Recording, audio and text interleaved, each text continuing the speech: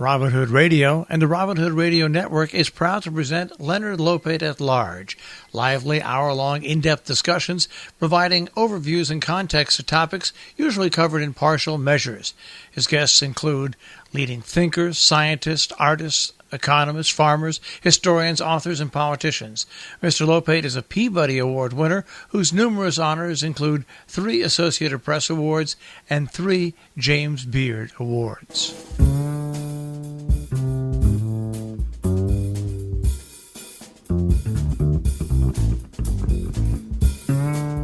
Welcome to Leonard Lopate at Large. I'm Leonard Lopate.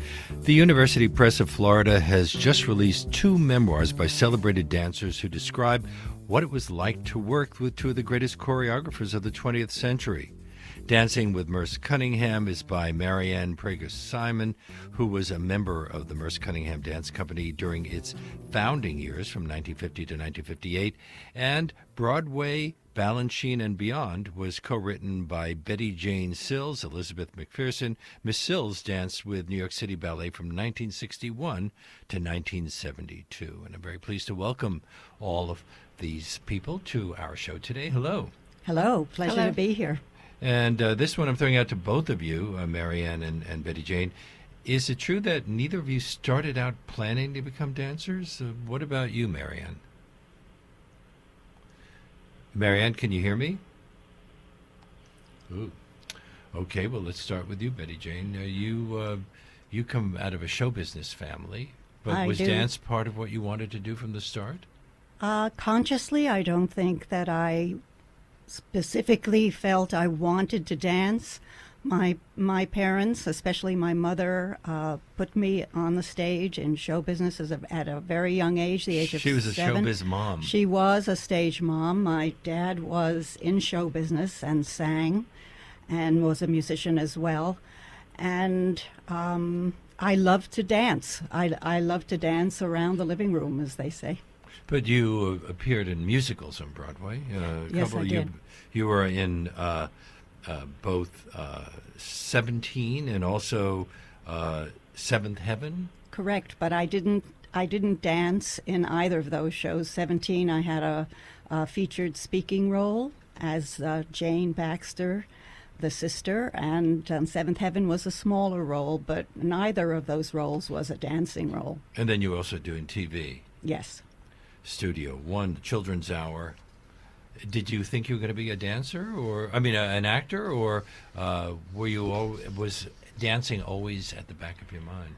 Dancing was always a big part of my training and my life, but I think when I went to the School of American Ballet, that was really what set me on the road to really think about becoming a ballet dancer. Did you have classes with Balanchine? Not when I was a child, no, but when I joined New York City Ballet, yes.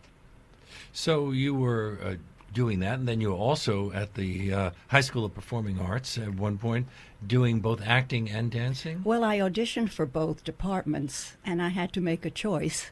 So I chose the dance department, and that's where my focus sort of ended up.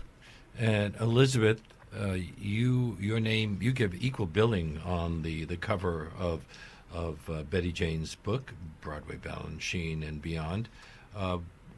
You're an associate professor of the Department of Theater and Dance at Montclair State University. How did you come to collaborate with Bettijane on this? I believe it was in 2013. I was asked to teach in the MFA program at Purchase College. And Bettijane has been on faculty there for many, many years, and that's where we met. I actually was teaching something called choreology, which was a 4-semester dance history, dance criticism sequence, and I had the students do oral interviews with somebody in the dance field that they were particularly inspired by and wanted to learn more information about. And one of my students decided to interview Bettijane, and in doing that, I think it began to bring Bettijane back to wanting to do this project.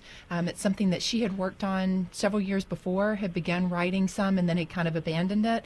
And then this sort of brought it all back up, and the student Allison put us together, kind of, and then we started working from there. So this is kind of an as told to? Betty Jane had done some writing herself, and I used extant writing. I also did interviews with her. She filled in gaps. She kept writing and writing, and I was putting pieces together. I personally am fascinated by personal voice. My last book was an edited volume about the Bennington School of the Dance, and that was a bunch of, I did a lot of interviews for that, and so it was really fun to help her story come to life. Let's bring Marianne Preger-Simon into this conversation. Marianne, didn't you first meet Merce Cunningham in 1949 while you were studying in Paris during your junior year of college? That is correct, yes. Now, many Americans were going there during the post-World War II years. What was the attraction at that time? Well, the post-war was years in France, first of all, and then here, too, were just like people were breaking out in creative juices because they'd been so confined during the war years, and now was a chance for everything to bloom, and artists and musicians and theater people and dancers and everybody was just overflowing with creative energy. It was a wonderful time. Two of the illustrations in your book are drawings, one of you by Ellsworth Kelly, and right. Then there's your drawing of him. That's right. That was pretty heavy company, although he wasn't famous at the time. He was on the verge.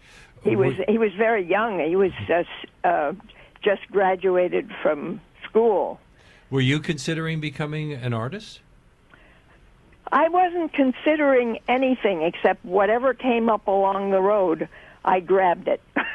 So I get the feeling that you saw Merce dance that spring, and that changed your goals? Well, I thought that was so exciting that I would go back, and I wanted to continue studying drama, which is what I had turned into from the Sorbonne when I was in France. First, I was going to go take my junior year abroad. Then I thought, well, this is so much more interesting. So I went to a drama school of Jean-Louis Barrault. And then when I came back to New York, I decided to continue going to drama school, but I wanted to take classes with Merce. So I did. And you were his first student after you returned to New York. Yes, I was the only student for the first couple of classes. So he was not well known yet, but he was about 30 when you met him? That's right. Did he have was he already forming his own company? Not yet. He had danced with Martha Graham for a number of years, and was known through her as a beautiful dancer. Particularly, his aerial skills were amazing. His leaping and jumping. He was a beautiful dancer, and he over the period of time that I was in his class, and then a few more people came in, like Remy Charlip and Carolyn Brown and Viola Farber. He decided that what he wanted was dancers who he had trained in his style, so that we wouldn't have the mannerisms of other styles, and so that we became a company officially in 1953. Now, Betty Jane, did Balanchine also dance?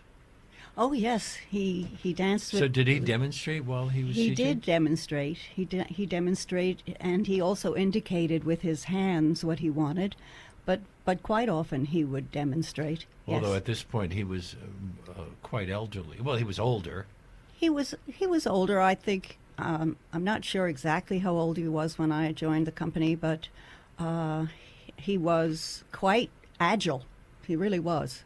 Marianne, Jay Kaplan says Merce Cunningham was perhaps the most important and innovative figure in dance in the second half of the 20th century.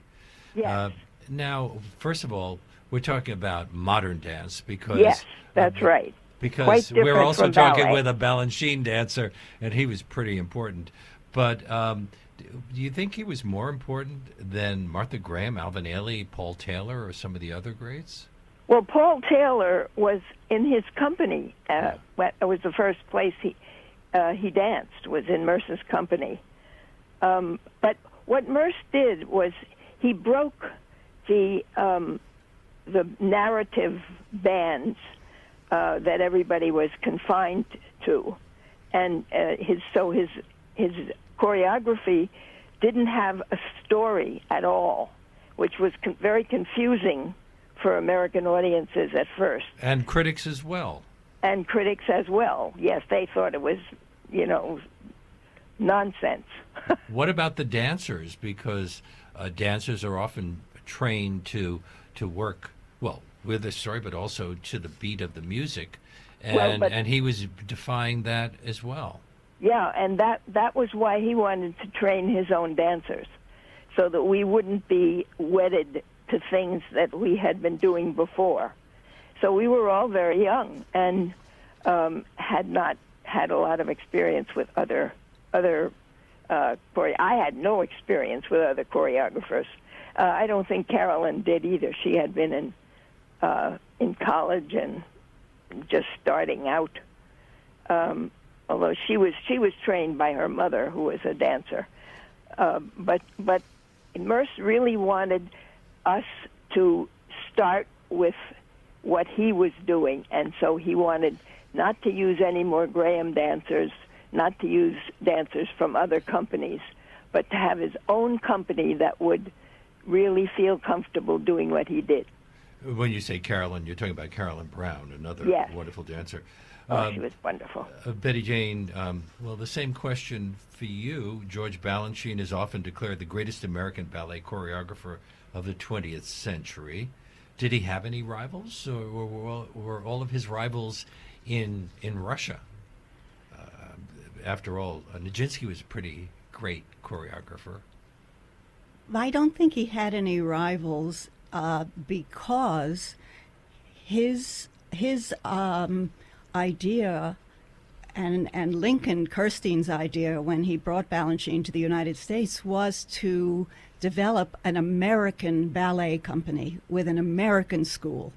So that innovative idea was not really in competition with anything in Russia.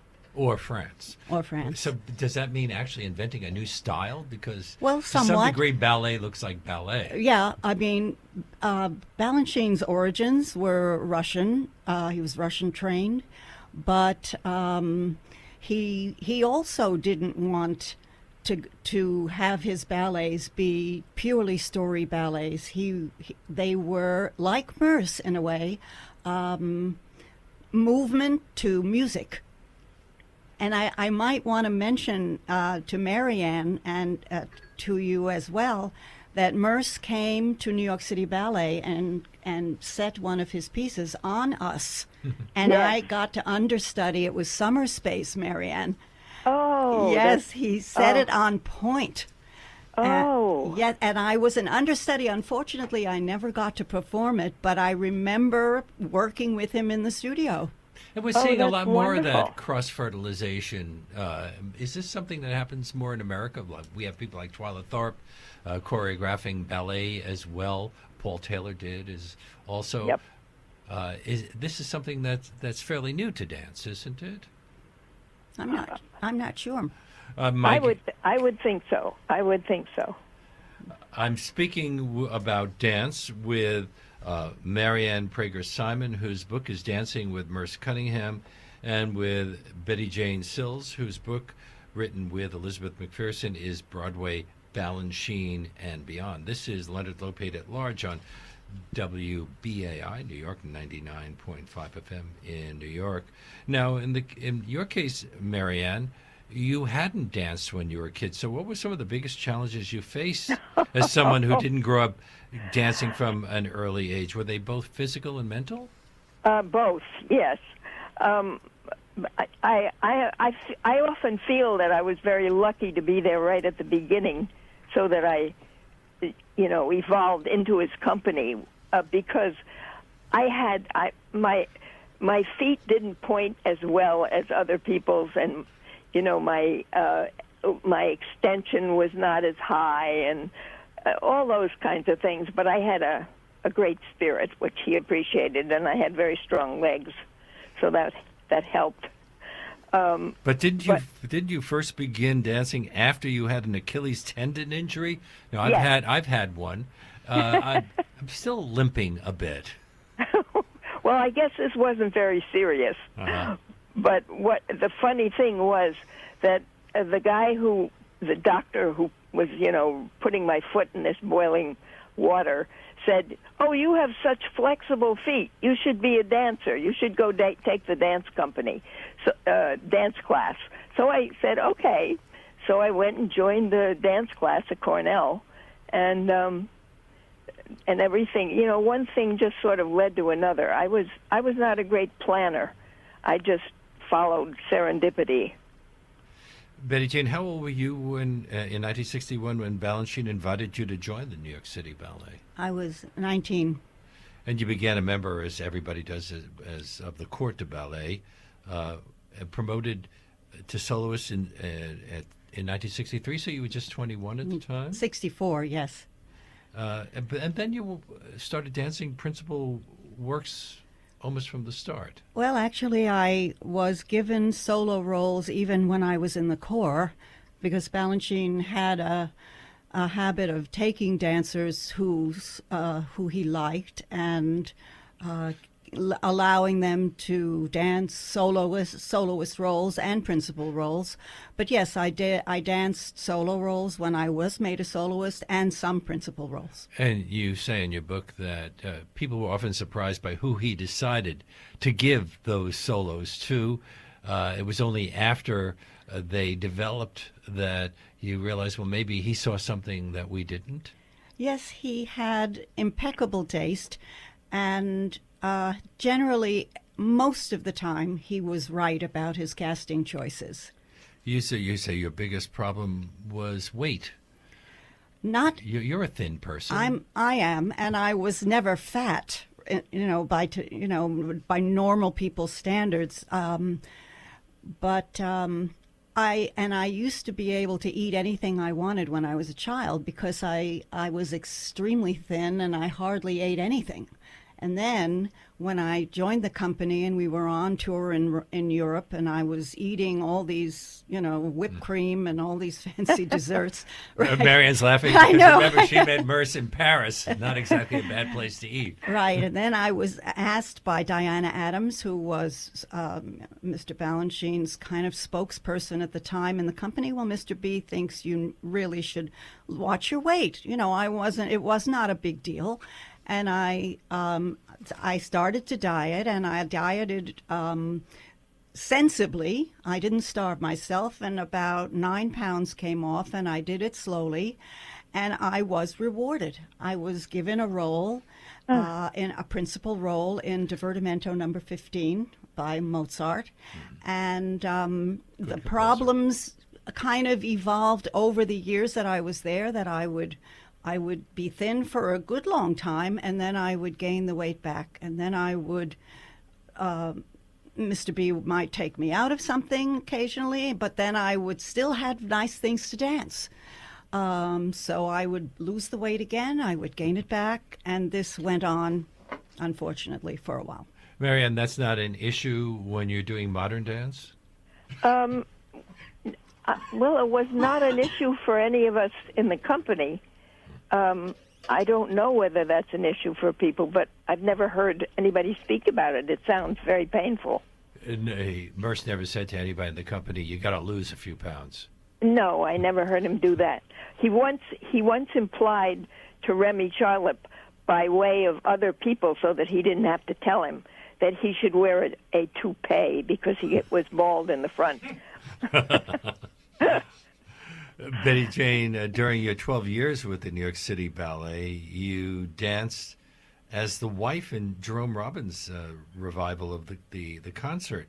Was working with Robbins very different than working with Balanchine? Very different. Mr. Balanchine knew exactly what he wanted when he came into rehearsal. He had prepared at home, obviously, and he worked very quickly. We didn't do a lot of standing around. With Jerry, it was different. He had major insecurities about his his work, and so he was never sure exactly what he wanted, and so we would be trying new steps, and then he would change it, and then he would go back to the old way, and so we sometimes never knew what version we were doing. And yet he was a great choreographer. Great choreographer. But was it very different? Was what he was looking for, the aesthetic, very different than Balanchine's? I'd say yes. Jerry Robbins wanted us to feel a certain motivation, I think, about the work we were doing. I mean, why were we doing something? And certainly when I was doing an acting role, like the wife in the concert, I was literally coached by him.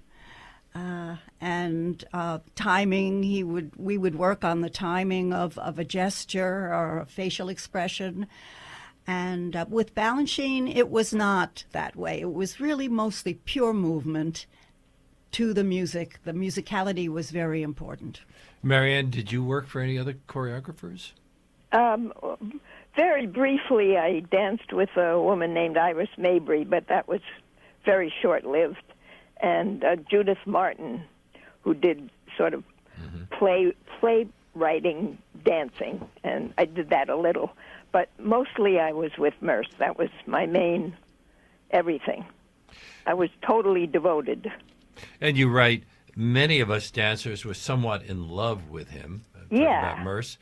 Weren't you aware that he was gay? No, that never even occurred to me. It never occurred to anybody. Even though John Cage was there, that's right. His romantic partner?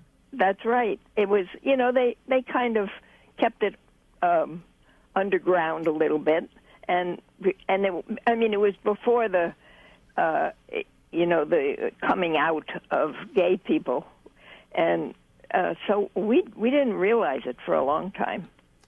Now, I imagine working in such a close-knit company, there's an awful lot of that sort of thing happening. Was that happening with the Cunningham group, or was just everybody in love with Merce? I think pretty much everybody was in love with Merce. That's a good way to put it. Betty-Jane, but we were good friends with each other. On the other hand, Betty-Jane, didn't Balanchine have affairs with a number of his dancers and even marry 3 of them? Yes, he did.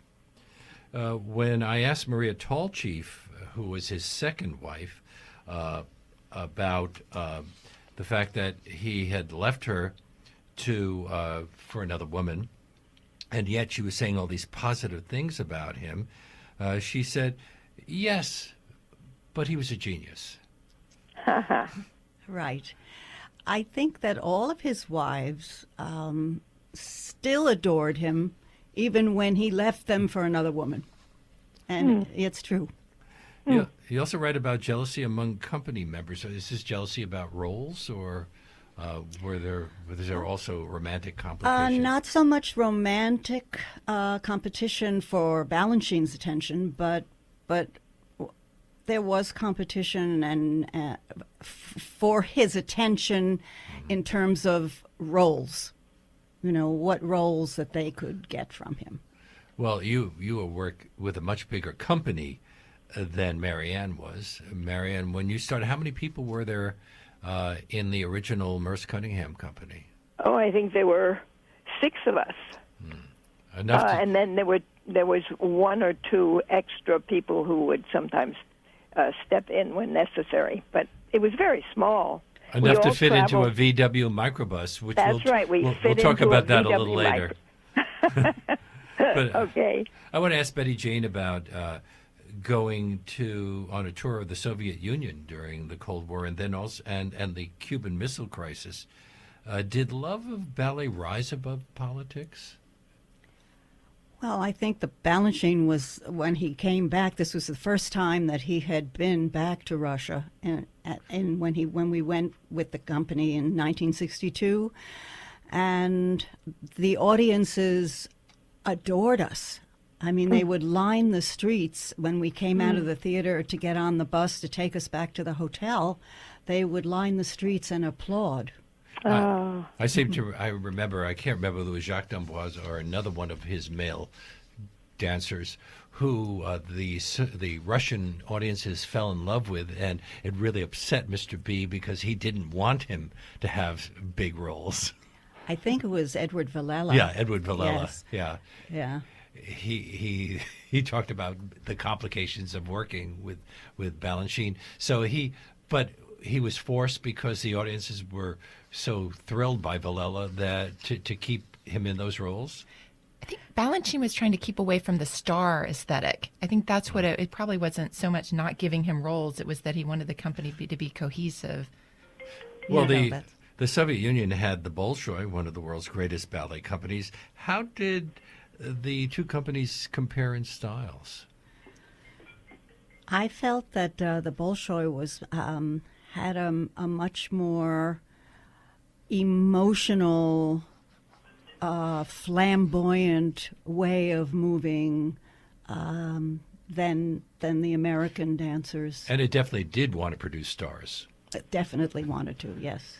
But, you're always going to have stars. Even when Balanchine took away the billing, because he felt that the dancers were being divas, he wanted everybody to be equal. It couldn't be. There were always going to be stars. Because some people are just better dancers than others, or connect to the audience better? I'd say all of that. Maybe not necessarily better dancers, but I think it's connected to his ability to give dancers what they did best, and that would feed off each other. That kind of idea. You're listening to Leonard Lopate at Large on WBAI New York, 99.5 FM, talking with two of the finest dancers of the 20th century who worked with two of the greatest choreographers. And my guests on Leonard Lopate at Large today are Marianne Preger-Simon, whose book, Dancing with Merce Cunningham, talks about her life before and after Cunningham. She danced with the original Merce Cunningham Dance Company during its founding years from 1950 to 58, and with Bettijane Sills, who has co-written a memoir with Elizabeth McPherson called Broadway, Balanchine, and Beyond, and that tells the story of her show business career and what happened afterward.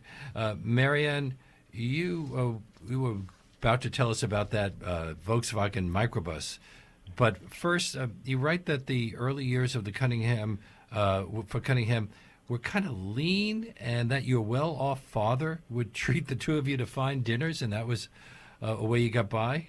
Yeah, that's right. Because he was so ignored by the critics and therefore by the public. He really didn't have a lot of opportunity to perform, and certainly didn't earn much money at all. So what were you doing to survive? Well, we all had jobs. I had a part-time teaching job at the New Lincoln School in New York City. I taught dance, drama, and world literature. So, that helped, and my father helped.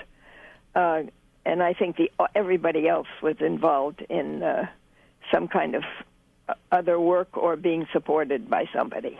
You tell some rather amusing stories, like the troops' budget outings in a VW microbus during the early days, including a 22-hour bus trip to Asheville, North Carolina in 1953. What happened?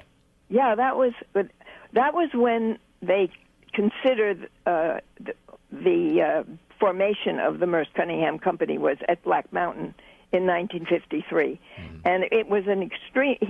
He pulled us from various places. Because some people were out in the South and some in the West, and then some of us were from New York with him, and so I took the bus myself to go to Black Mountain, North Carolina, and it was an extremely long trip, and it was a legendary school for the arts. Yes, but it was very, very progressive and very innovative, and it only lasted, I think, about 8 or 10 years because nobody answered the phone in the office. And, they just weren't quite up to mastering what you do when you want something to last. So, yeah. Go ahead.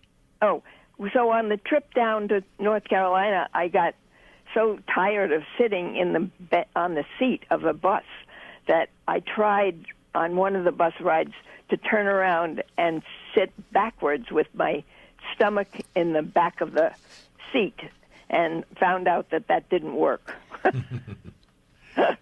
You also write about eating mushrooms that John Cage had foraged by the side of the road while you were touring across the country in that bus. Now, John Cage is famous for his expertise in mushrooms. That's was another side of him. Yeah. Didn't he even write a book about it?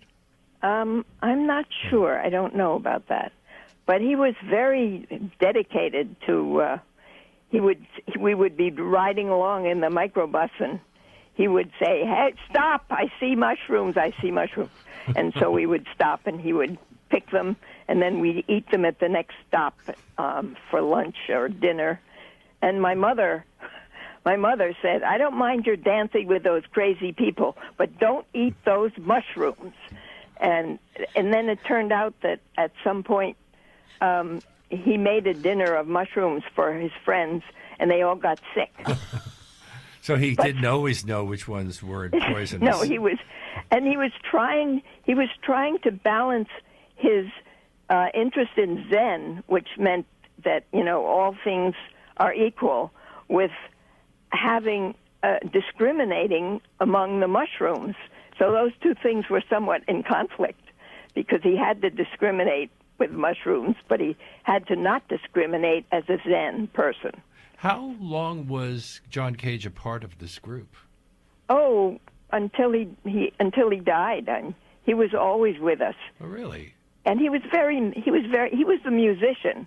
He and David Tudor would play the piano together. And that's when he played the piano, because he did write a composition where you sit at the piano. Yes. And then you don't play. That's right. For how long? 4.5 minutes or something? 2 minutes and 33 seconds. Yes, that was one of his. And the point of that for him was that ambient sounds were as important as the piano, and the audience did not quite agree with him.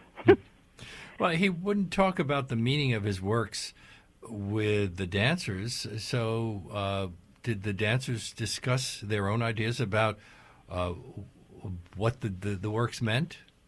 Well, we tended to make up stories because we were used to that, from our lives and from earlier kinds of dances. Right. So we made up our own stories, and sometimes we'd share them with him, and he would smile. Because he was doing non-narrative choreography. That's right. Definitely non-narrative and not attached to the music at all. Didn't he also employ chants? Can't that be confusing for the dancers? Well, it wasn't confusing for us because when he choreographed by chants, then he would bring the finished work to us and teach us the parts. But it was a very interesting thing because chants and improvisation are really different, because improvisation comes from your imagination, which means it's always limited by what you can think of. Whereas chants, for instance, he'd throw dice or use the I Ching, and he'd have different parts of the body listed, like the right hand goes up, or the left leg goes down, or something, whatever it was. And then he'd throw dice and put them together. So if the right hand was going up and the left foot was going down, that's what you would do. And he'd have to work it out so that it was smooth. But what it produced was never repetitive, never anything you'd expect to see. so it was very exciting. And no two performances would be the same then. Well, he didn't change. He didn't change the movement of the dance. He just started the dance choreographed by chance. But once it was set, it was set. Ah. Can you imagine working that way, Betty Jane? Mr. B wouldn't have done that. No. I'm to be honest with you, I'm not quite sure I understand exactly what that meant, by chance.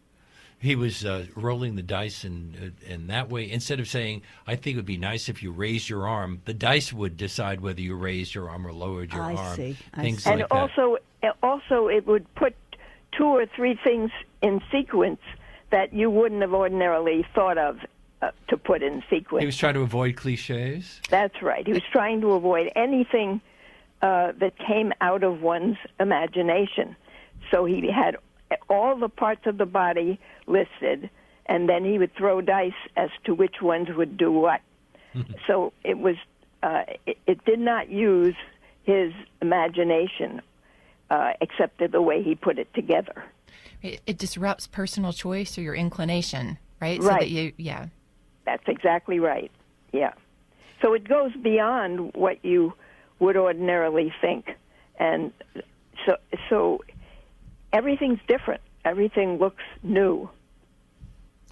I'm wondering how long this lasted for both of you. Betty Jane, after you became a soloist who danced some principal roles, when were you suddenly thought of as one of the older dancers? Well, because you're still in your 20s. I was, yes, but I was getting up there. There's that joke that Mr. Balanchine would call you an old bag if you had reached 30. Ooh. And right, and we were, if you were over 16, you were an old bag, I think. But Whoa. I'm exaggerating a little bit about that, but. Ask me the question again, Leonard. Well, that was the answer, but I'm also wondering whether, because you were considered one of the older dancers, whether you were expected to take on new responsibilities, like teaching the newcomers. Well, when you start to teach newcomers your roles, it's not a good sign. Mm-hmm. And in my case, it wasn't. I was reaching the point where I was being encouraged to find something else to do.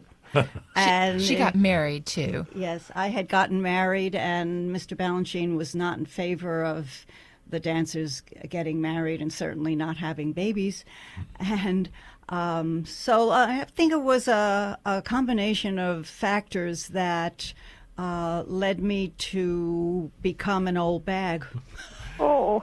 Now, Marianne, you also decided to get married and have a kid.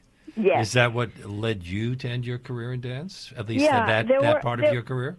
Yeah, because there were other dancers. In fact, the woman who replaced me had two daughters. But I couldn't imagine being a mother and dancing, because dancing took up so much attention and time.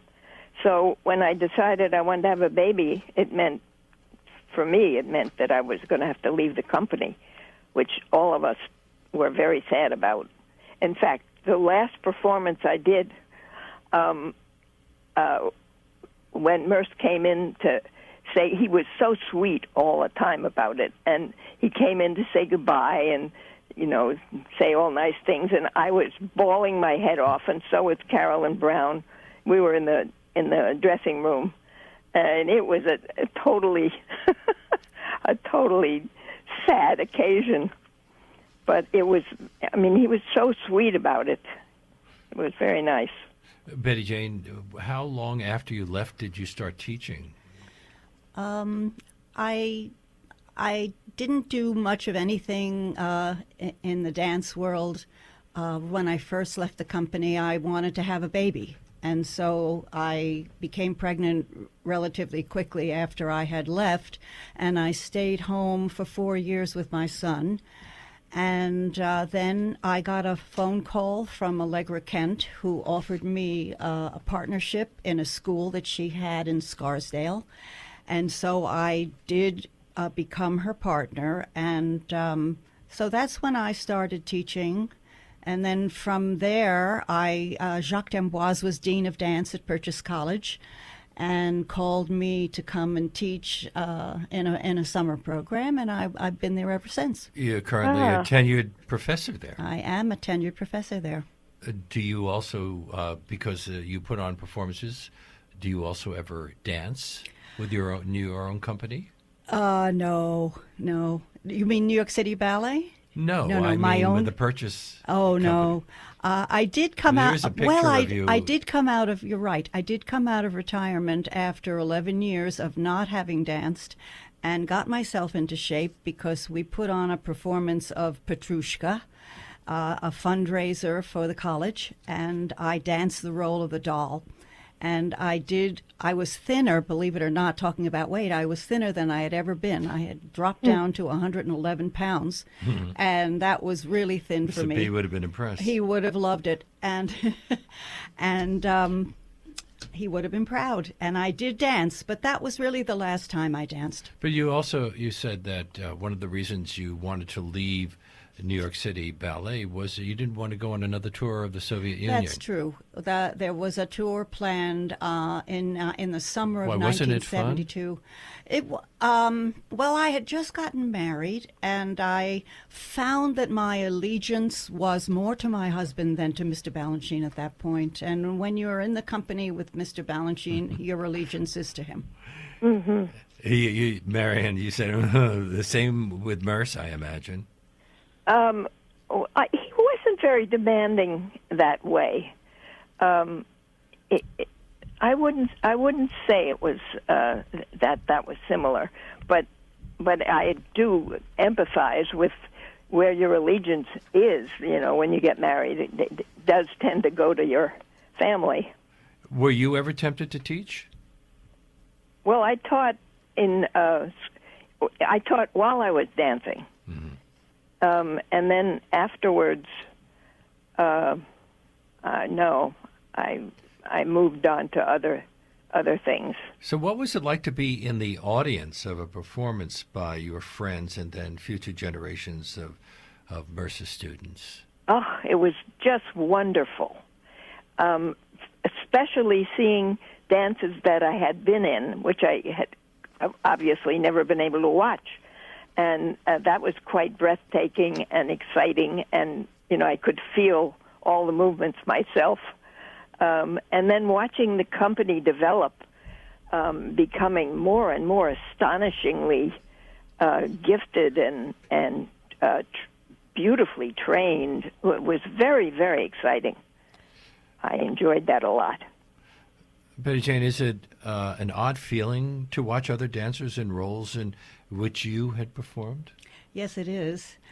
And there were times shortly after I left the company that I would go to the ballet and I would I had this fantasy that I was sitting out front and that they would call me up to dance again and I would have to put my shoes on and get out there, and that was my fantasy. Obviously never happened, but yes, it was difficult because I remembered having worked with Balanchine and remembering what he told us to do. And then I'm sure some of the dancers were dancing it a little differently than you did. I've been told by dancers, sometimes it's just simply because of the physical makeup of the dancer, the adjustments have to be made. But I'm assuming also over time, things just change a bit. Things do change over time, and I think Mr. Balanchine knew that was going to happen. But he also changed things for the dancers as well. If they could do something better than something that they could do better than someone else, that he would allow them to do that. Marianne, the same thing happened with you, watching people performing your roles? Well, they didn't.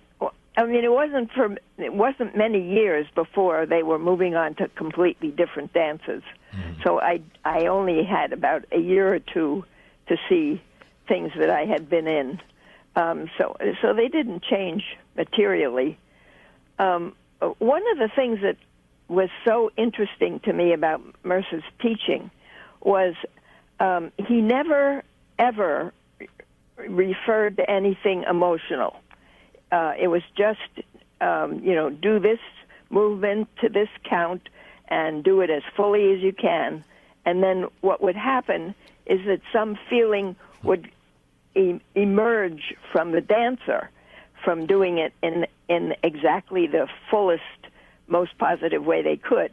And I had this experience with another dancer many years later who was doing a part that I had done, and she asked me for a little assistance.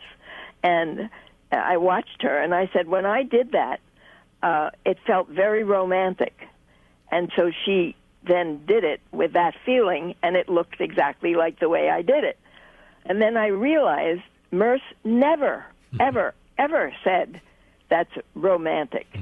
He just said, do your leg swing, bring it up high, do it to the count of 4 or whatever it was, and when you did it as fully as you could, a feeling emerged from the body that accompanied it, but he never taught us by way of feelings. Betty-Jane, you've been nodding your head through this whole thing. I am nodding, Marianne, because it's exactly descriptive of how Balanchine used to work as well.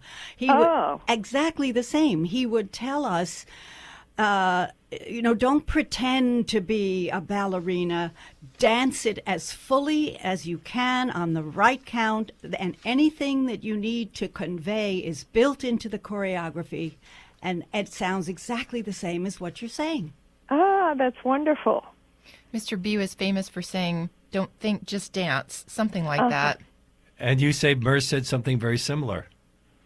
Oh, well, when I interviewed him, he said I don't impose any feelings on the dancers. I let that come from them. I just tell them what to do. Betty-Jane, in recent years, haven't you also acted as a repetiteur for the Balanchine Trust? Yes, it is. I have, and I do, and I've staged. What does that involve? Well, we have to ask permission from the Balanchine Trust to dance Mr. B's works, but I have been able to do that for the Purchase College dancers since 1983. And it's an extremely gratifying experience for me and for the students. Do you ever incorporate some of your own ideas into the choreography, or you try to remain totally true to Balanchine? I try to remain totally true, but just to go back to what Marianne was saying, and I tell my students that they don't have to try and be something that they're not. All they have to do is dance full out, on the count, to the music, and that's all they need to do, and it all works. Mm-hmm. Mm-hmm. And she's staged for professional companies, too. Staged Balanchine works, not just for Purchase, but for professional companies. Right. What advice do you give to aspiring dancers? Marianne, didn't your granddaughter, Lizzie Funkelstein, take Cunningham classes? Yes, she did, and she even performed in one of his studio concerts, which was wonderful to watch. Just wonderful. But do you have advice that you would give to a dancer, or is this something that each dancer has to work out for herself?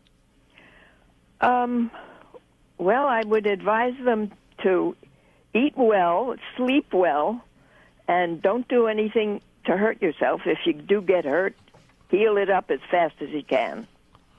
Again, you're nodding your head, Betty. I am, because that's really a great answer. And I was sitting here worried that you were going to ask me the same question, Leonard, and that I wouldn't know what to say. But Marianne, you're absolutely right. Take care of yourself. Yes. Don't starve yourself to death. That's right. Absolutely. Do you both agree with Alistair Macaulay that many dancers find that they understand better in retrospect what they've been part of? Is that my question? For either of you. But yeah, why don't you start, Betty-Jane? I mean, is it when you were working on this book, did you start to understand things that you might not have understood otherwise because you were seeing them in retrospect? I think I understood.